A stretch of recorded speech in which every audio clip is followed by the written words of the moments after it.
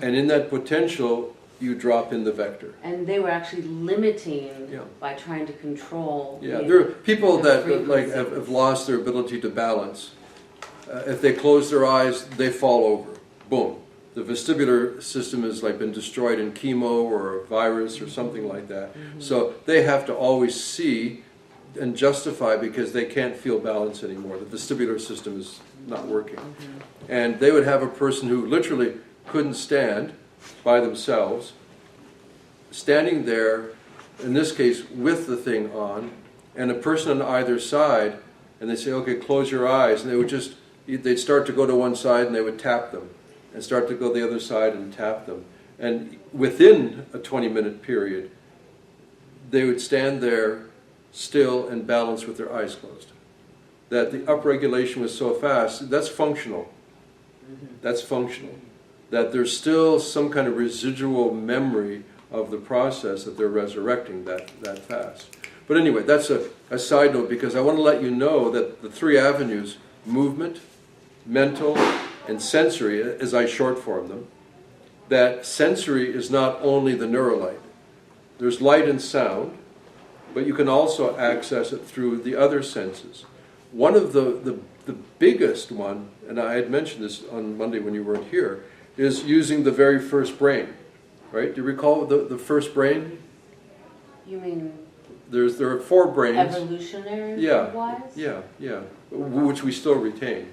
You know, we'll do it backwards. There's the cranial brain, which is the most recent, and there's the cardiac brain, There's the skin. then there's the gut brain and the skin. The skin is the first brain, because there are creatures that just don't have any brains, they just have a spinal cord. Worm. The worm class. But also it's in the, what's eight? Octopods, octopus, right? That they still have an extremely active skin brain. Extremely active skin brain. I don't think it's insectoids. I think it's beyond that. But anyway, it's an area that I have to learn more about. But and you'll see as I go through these generalized neuroplastic reinforcements, that one of the most powerful aspects of neuroplastic reinforcement after the neurolight, or frankly any time, is touch. Being touched, and like hugs or touch, all the kinds of touch are at the vanguard neurologically of supplying neuroplastic reinforcement.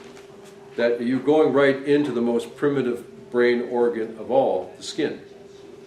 And we had mentioned, you know, for people like in the world of acupuncture, that what you're doing is you're sticking needles in the brain, the oldest brain of all, the skin. So the whole meridial system is an archaic brain. It's the pathways of the most archaic brain of all, the skin. Yeah. So would a massage following a neurolight treatment be the best massage you ever had? but it would also be beneficial for the brain? It is the brain. Okay. You know, this is the thing I say repeatedly. Now maybe you're seeing more in depth. I say the body is the brain is the body. I'm not talking about the mind. The brain is physical, the body is physical. Anything you do to the body, you're doing to the brain. And I'd also said, if you recall, there are two ways of interpreting total brain wellness. Right? Because that's my subtitle. Right? The Neurolight, Total Brain Wellness. So it can either be a total wellness of the brain, or wellness of the total brain. If you have an understanding of what total brain is. Yes, but wait a minute. What do you mean? You know, I can get total wellness of the brain, Or the total brain. but I call it total brain wellness. So, what is wellness of the total? What do you mean total brain? Well, I would say there is the cranial brain, which is the newest. the cardiac brain, which is the second newest. There's the gut brain, which is very old, and the most primitive brain of all is your skin brain. And your central nervous system grows from your skin brain. The central nervous system grows from the bottom up. So when you have a skin brain, what you have is a spinal cord. Very primitive creatures don't have any brains. They haven't needed it. They organize everything from spinal cord to skin. That's the skin brain. In the gut brain, we know now that there are more afferents going from the gut to the cranial brain than from the cranial brain to the gut.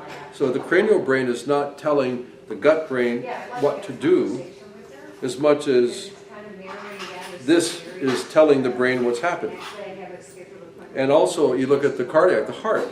There are more afferents going from the heart to the cranial brain than from there down. So, what word are you saying? I'm sorry. Afferents? The sensory report, sensory nerves. Efferents are motor nerves. Afferents are sensory nerves. There are more afferents. There's more information coming from these to the brain. The cranial brain is getting more information from the heart than the heart is getting from the brain. There are more sensory messages flowing up into the head from the heart than sensory messages from the head to the heart. And it's the same thing as the gut. And I'm sure it's the same thing from the skin. So the total brain is actually skin, gut, heart, cranial. That's the total brain. And that's the last phase of plasticity, is systemic. It's when all of that is organized in one plastic event. And that takes place over the course of years. Have I what? Have I written? No, but I printed out my Facebook posts. Which is a book. It's 180 pages from a couple of months of Facebook posts. And if you're not a member of the Neurolite Facebook page, you might be interested, because when I'm not doing this, I usually do at least a couple of posts a day. Sort of I move around in this subject matter. That's why I printed all this stuff out, and I call it the monster reference. It's really good. Is it in the Facebook rather than in the website, or is it in the Yeah, website? because He emailed you the monster doc. Okay. But it's cool to be on his Facebook. I mean, to like it and to be a member, because we get, within 2 hours we get your post, and boom, boom, boom. yeah. Usually I do one or two a day, and I'll do it along certain themes, but I jump themes here and I've there. been fighting Facebook, but I guess I have to. And the pictures. Well, me too. She made me go on it, and then now I have this thing. Huh? It's a good thing. Yeah. It's a good. The trick about Facebook is that you can have 1,000 members, and maybe only 150 see it, because the algorithms filter out. If you've not been liking or opening sites, then they just disregard it, and that's why it's an unreliable source. Me too. Yeah. Yeah. Okay. I'm going to take a personal pause, Okay. post lunch, and How do we?